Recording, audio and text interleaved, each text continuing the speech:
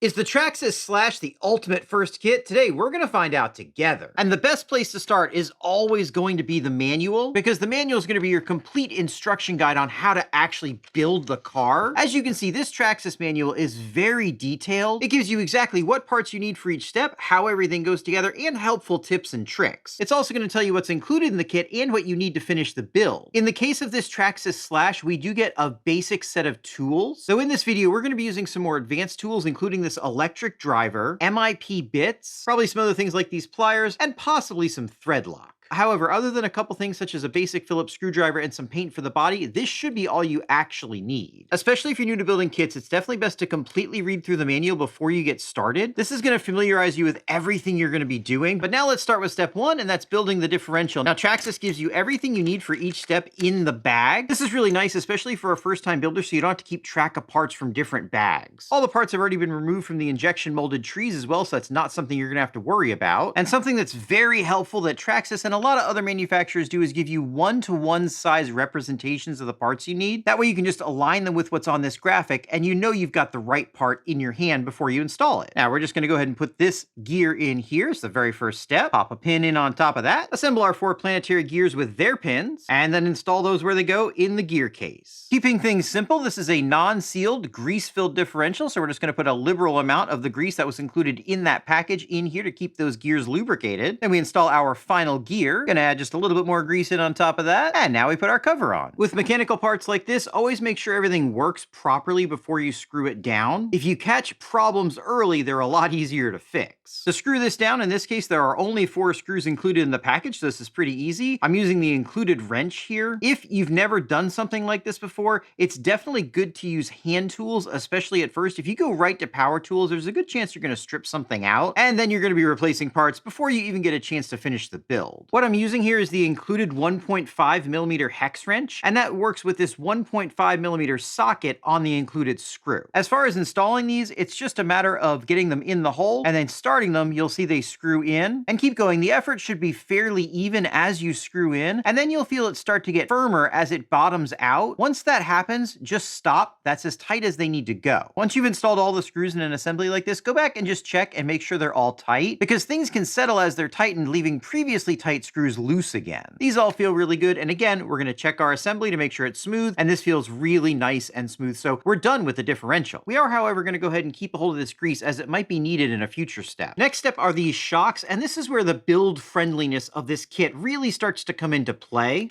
Unlike in most kits, these shocks are already completely assembled, and whereas you're going to miss out on the experience of fully assembling these, putting the shocks together can be challenging for a first-time builder, and having them already assembled makes life a little bit easier. So because these are already assembled, all we have to do is use the included shock oil and fill them up. There are very detailed instructions on how to do this, but it's pretty straightforward. These are going to be bladder-style shocks. Basically, all you want to do is fill these up most of the way, cycle the piston a few times to get most of the air bubbles to the top, then set these aside for a few minutes so they can pop and get out of there. Then once that's done, go ahead and top off the oil, screw your cap on most of the way, and then you want to push your shock shaft all the way up and screw the cap on the rest of the way. The reason you want to have your shock shaft pushed all the way in when you screw the cap down is because that shock shaft actually takes up room inside here. And if you screw the cap down with the shock shaft all the way down, as that pushes up, it's going to pressurize the inside of the shock body, causing it to potentially leak and give you undesirable handling characteristics. Once you have the cap on, you just want to make sure you don't have any air bubbles in there, and you're going to want to make sure it's not leaking, though that can be difficult to tell since there's going to be a bunch that leaks out as you put the cap on, so that's something you're going to want to go back and check later. Once we're done with that, we're going to go ahead and put our spring perch on, install our spring. As with most RC cars, the front and rear springs are going to be different. As you can see, the front and rear shocks on this are different. This is a front shock, so it takes the shorter spring. That's the way it'll be on most cars, though sometimes a shorter shock will just take a stiffer or weaker spring. That'll be called out in the manual though, so it's not too hard to figure out. And there we go, guys, one completed shock. Now I'm going to do the other 3 off camera because they're basically the same thing, and let's check out the next step. Now this step is where we first start to see some of the parts we've previously put together go in and really start making some cool assemblies. The first step here is going to be pressing bearings into this transmission housing. This is pretty straightforward, though you want to make sure the bearings are in there nice and flush. As you can see, Traxxas does call that out in a tip here. Again, these are really nice tips to have, and why it's important, especially if you haven't done this before, to carefully read the entire manual as you're going. Pop the rest of these in here. These do fit in here really nice and easy. Another really nice thing about a Traxxas kit is that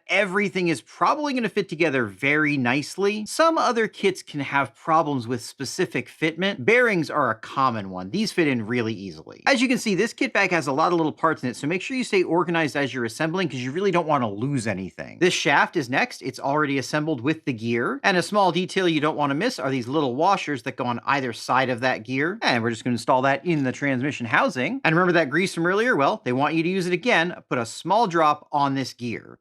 That was a big drop, and I'm actually going to wipe most of that off. There's a common misconception about grease. The reality is that you just need enough grease to wet the gear teeth. Any more on the gear or anywhere in the housing is just a waste and makes a mess, and can actually attract more dirt and grit, causing accelerated wear. And from here, we're just going to continue to follow the instructions, which so far have been really easy to understand. And again, seeing these assemblies come together is really rewarding. It's also going to get you very familiar with everything in your RC car, as well as how RC cars work in general. Now that we have those two gears in, we get to do a really cool step, which is take something we already built and put it in. And look at that, we have got a gear train, and this is awesome. Our next step is to put the other half of the case on and assemble it with the included screws. Now this is where paying attention to the manual is really important, because just one of these screws is shorter than the rest of them, and you're not going to use all the holes you see for assembly. Now I'm going to switch to power tools to make this a little bit faster, but you don't need to do this. The included tools will work just fine.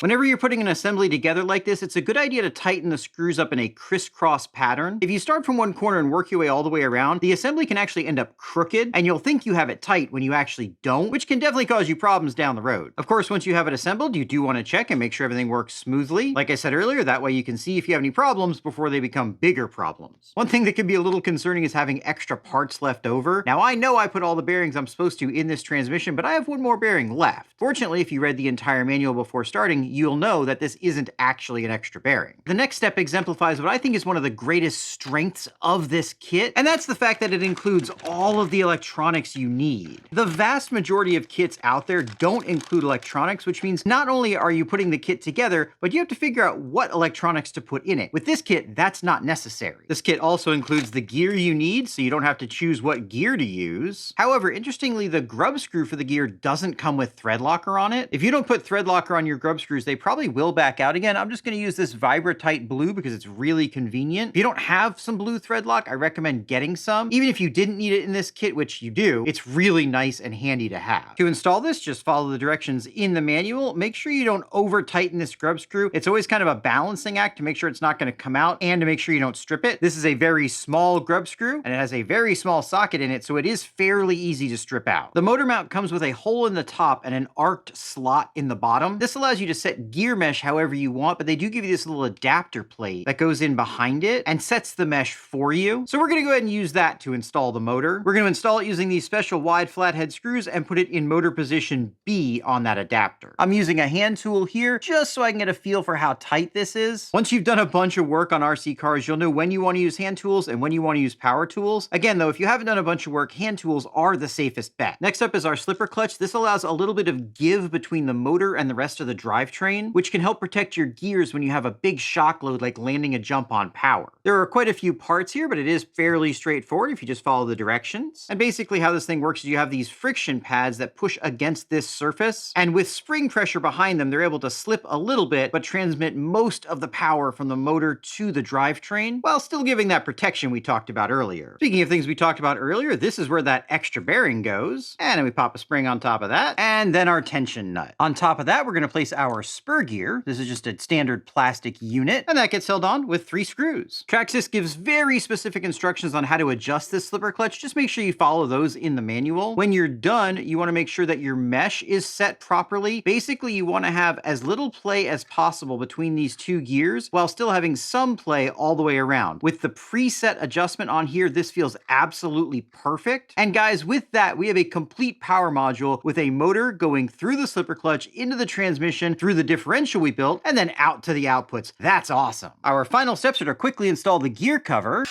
with its included little rubber plug. This plug makes adjusting the slipper clutch down the road really easy, which is good because it usually requires fairly frequent adjustment. And then finally we install our axle shafts. Even though these are going through metal, the threads are actually going into plastic. So anytime you've got something that's threading into plastic, you don't need thread locker. And I've found that anytime you're threading through plastic, you probably also don't need it. It's really usually only needed if it's a metal to metal interface. Though anytime you're threading into metal, using thread lock isn't a terrible idea. This is one of those places that hand tools are great because these are really easy to over tighten and strip out. Fortunately, you do get two sides you can thread into. So if you do end up stripping out one side, you can just use the other. And these aren't too expensive to replace if you do end up stripping them out. Now let's take a break from building and get the body painted. I want to start by saying I am not an RC car body painter, and that's fine because painting the body can be as simple or as complicated as you want it to be. This Traxxas kit is about as easy as it comes. Not only is the body already fully cut out for you, they give you window masks, which allows you to mask off the windows so they stay clear. And I know it's gonna be hard to see right now, but they give you a bunch of different masks you can use to customize the body. They also give you a bunch of really nice pre-cut stickers, and the reality is if you don't want to paint this body, you don't have to. You can rip this protective sheet off the top, put your stickers on, and be done. And clear bodies are cool. We are gonna paint this one though. If you're gonna paint, you wanna make sure you get polycarbonate specific spray paint. Even plastic specific spray paint probably won't stick to the body long term. So polycarbonate specific paint is the way to go. We're gonna be using red and white in this case because it's what I have on hand. First step is if you're gonna mask off your windows, go ahead and apply your window masks. I'm gonna do this off camera. I don't have much advice for you because again, I'm not very good at doing this. Be careful, take your time, and realize that if it's not perfect, that's still fine. It's just a basher. There we go, certainly not perfect, but close enough. Now, if you do wanna do this perfectly, there are plenty of resources on YouTube showing you how to get a really nice finish with paint. This is not that video. One thing that will help a lot is take a paper towel soaked in rubbing alcohol and clean the entire inside of the body really well. I recommend using a paper towel because paper towels are slightly abrasive and it'll leave a little bit of a rough surface for the paint to stick to. Do be careful around your masked stickers because if you get too much alcohol on them, it can make them lift. And then once you're done with this, you want to be careful not to put your hands back inside the body. If you do, you can always go back over it with rubbing alcohol and a paper towel. Just keep in mind that any oils from your fingers will probably stop the paint from sticking.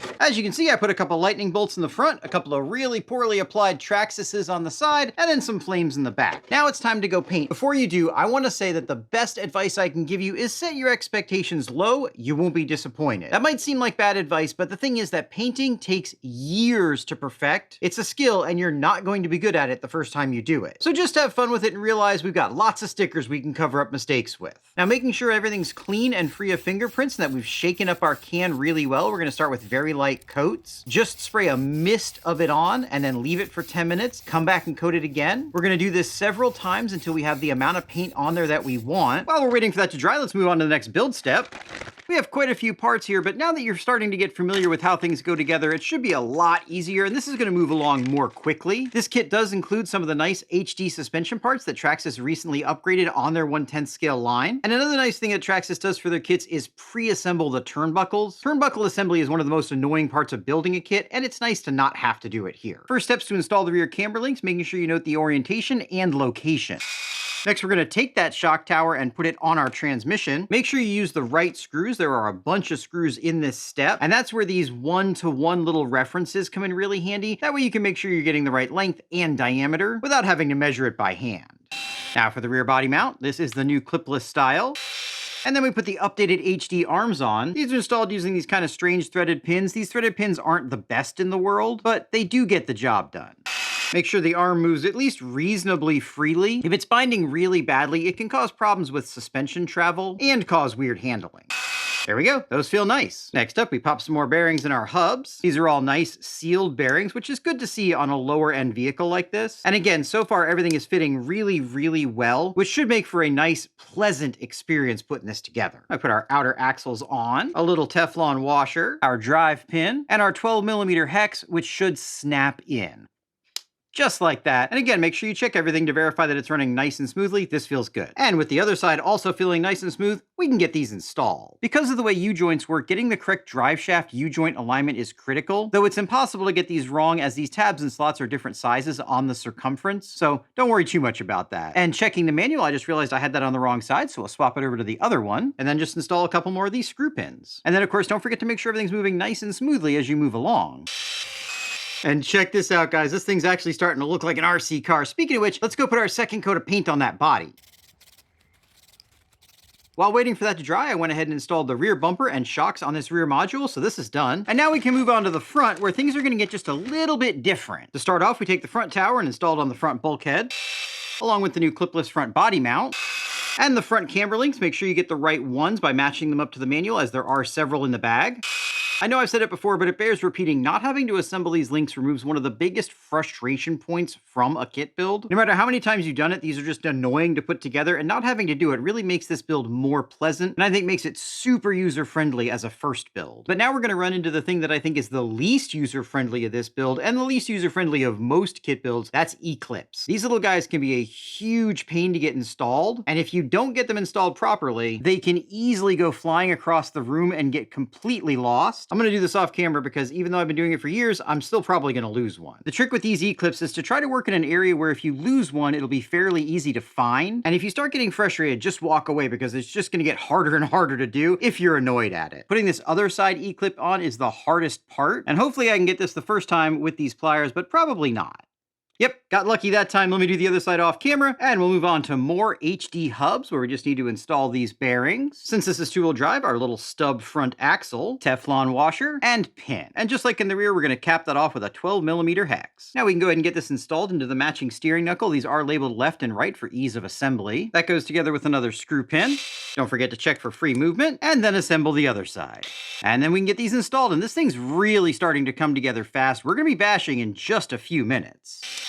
But first we need to move on to the part of the build that kind of betrays the age of this platform, and that's the steering. These steering parts have been around a very long time, and as you can see, we're using bushings instead of bearings. These are 5x8 by 2.5 bushings. You can get bearings to replace these very inexpensively on Amazon. I'd recommend doing it. It's a really cheap, nice upgrade, and if I had them, I would definitely be using them. Underneath the steering, we put a couple of Teflon washers, and then the steering arm goes on, and the same thing for the other side. And then we're going to top both those off with a bolt and a little washer. Be careful not to over tighten these bolts, especially with the plastic bushings in here. You can squish them down and cause these to bind. They should move freely with no play, which both of these do. And now to make the design feel even older, we see the reason we needed this Phillips screwdriver, which is these shoulder bolts. The really nice thing about this design being around a long time is that upgrades for these parts are cheap and plentiful. You could probably get an upgraded aluminum steering rack for this for 20 bucks. Now we just need to install the toe links. To do this, we're going to screw the screws in from the bottom first, drop our link on top of that, and then install one of these nylock nuts. If you've never seen these nylock nuts before, they're pretty straightforward. They've just got a little piece of plastic in the top of them that interfaces with the threads and prevents the nut from loosening on its own. Pretty clever. Same on the other side. And now we can join these two pieces together. As you can see, this is really starting to come together fast now. And that's one of the awesome parts of these kit builds. You start out with all these small pieces, then finally it all just comes together and you've got a car. And you get to see every assembly come together and work as you go along, which is super rewarding. For instance, the steering, which you can see is now fully functional. Now just a few more finishing touches. And our front end is ready to go too. Now, before we get to final assembly, let's get that body finished up. As you can see, I've done a decidedly mediocre job with this. The flames came out okay, as did the lightning bolts. The Traxxas symbols, not quite as good, but you'll be amazed at what peeling this sticker off the top does for the finish. As you can see, that already looks way better, but before we put on the finishing touches, because this is a clipless system, we need to put all the body parts on. That way we don't accidentally put a sticker someplace where the body parts are gonna go. Doing this right now is skipping ahead a little bit in the instructions, and that's okay. Sometimes it can be better to jump around depending on what you're trying to do. And in this case, I really wanted to see what the body was going to look like, so we're going to do this first. By now, of course, you're an old hand at putting screws into things following the directions, so I'm going to do the rest of this off camera, then let's sticker this thing up. Now, the beauty of stickers is you get to put them however and wherever you want. If I really didn't like my Traxxas paint finish on here, I could just cover it up with a big Traxxas sticker. Or if I didn't like my flames back here, I can use this sticker, or like I said, I can just use none of them. I'm going to sticker mine up exactly how I want. We'll take a look at that at the end of the video, but for now, let's get the rest of that chassis put together. First step on the chassis is to finish installing the electronics. Again, all of them were included, which is really, really nice. I've definitely heard mixed opinions on this BL2S system. I think it's important to note that Traxxas didn't make this BL2S system to be a high-powered brushless system. This was designed to be a more reliable replacement for their brushed systems. Brushed motors are less efficient than brushless motors. They tend to get hot quicker, and they tend to not last as long. That being said, given the fairly reasonable price of this kit, I am definitely curious to see how well it performs. This will be my first time running a two-wheel drive Slash with the new BL2S system. As you can see here, we've got the TQ receiver, and we get the very basic but effective TQ transmitter to go along with that. Again, nice to not have to buy this separately. And now we just need to route our antenna, and we'll put our little cap on there. By the way, in case you didn't know, unlike most brands out there, Traxxas is actually made in Taiwan, which could be interesting for reasons. Now we just need to run our wiring according to the instruction manual. And looking at that wiring, I found the first mistake I think I've made, which is putting this ESC in backwards. These sort of things will happen. Fortunately, in this case, it's a quick fix. Plugging these in is very simple. They can only go in one direction on this particular setup. First connector's for your steering. You skip the second one because that's also for steering. And the third one is for the ESC. It's also really nice that everything on this kit is going to be waterproof. A lot of kits you buy aren't going to come with things like waterproof receiver boxes. And this will be great for a first timer or someone that just doesn't want to have to worry about getting things wet. And a few finishing touches here. We need to install the front battery box post, as well as the battery box hold down on the other end.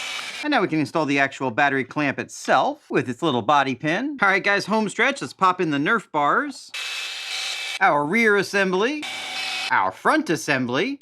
And then in order to hook up our servo, we need to power this thing on and get the steering centered. When I bought mine, it came with a 3.2S battery and little LiPo charger. I'm not sure if that deal's still going on anymore, though it was a pretty sweet deal. Centering up the servo is very easy. We're just gonna plug in our battery, turn on our transmitter, turn on our ESC, and make sure we actually have the steering servo working.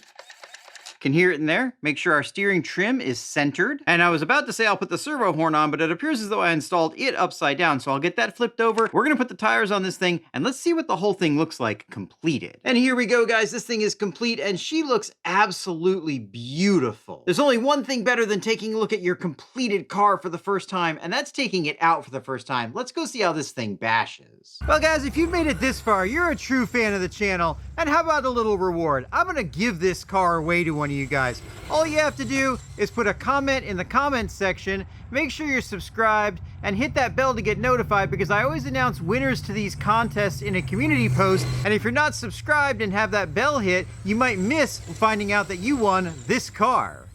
Let's see how fast we went.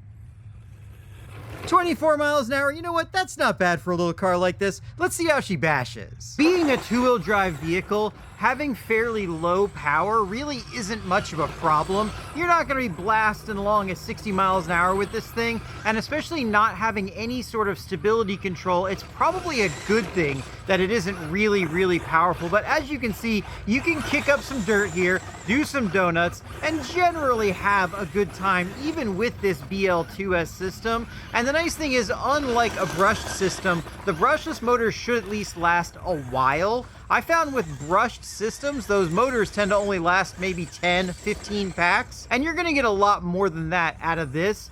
Given that this is a high center of gravity vehicle, it's actually more of a monster truck with a short course truck body on it. It's handling this stuff really well, and overall, again, for what it is, I think the balance of power and controllability is pretty darn decent. And if you build this thing, I really don't think you're going to be disappointed in the fun you can have with it. And if you win this one, I really don't think you'll be disappointed, but let's see how it jumps. Because I'm going to be giving this away to one of you guys, I'm not going to go crazy with this. This thing's pretty much a known quantity, but let's get a couple little jumps out of it. Oh yeah, air control definitely isn't going to be the best, but with a small-wheeled two-wheel drive vehicle, that's not a surprise. Let's see if we can get a good landing out of it. There we go, not too bad. Let's give her one more jump. Again, I don't want to break this for one of you guys. Get a little bit more speed though. Yeah, this thing can definitely jump, and honestly, it's a little bit more fun than I expected it to be. Being high center of gravity, it does tend to want to roll over, but not too badly, and overall, it feels like a fairly balanced vehicle. Again, power to weight to handling, it's all pretty good. As a basher, this thing's pretty much a known quantity. It's a 2-wheel drive slash. I think the clipless body system is nice. The updated BL2S system is a step up from brushed, and the other bits and pieces they've updated are really nice to have. But as a kit, I think this thing is unparalleled. This is the easiest kit to build. It's the most complete kit you can get. And when you're done, you end up with a pretty cool basher. Parts and upgrades for it are really cheap and plentiful, which is a great bonus. And whether you're looking at this as your first RC car ever, or just your first kit build, or maybe you've built a million kits and you just want a nice simple kit to build, this is a fantastic choice. There are a few very minor annoying parts to the build, but overall it's completely smooth sailing, and it's just a joy to build. Now make sure you don't forget to do that thing we talked about earlier. I am going to be including this battery and charger, and then why don't you join me in either this video or this video?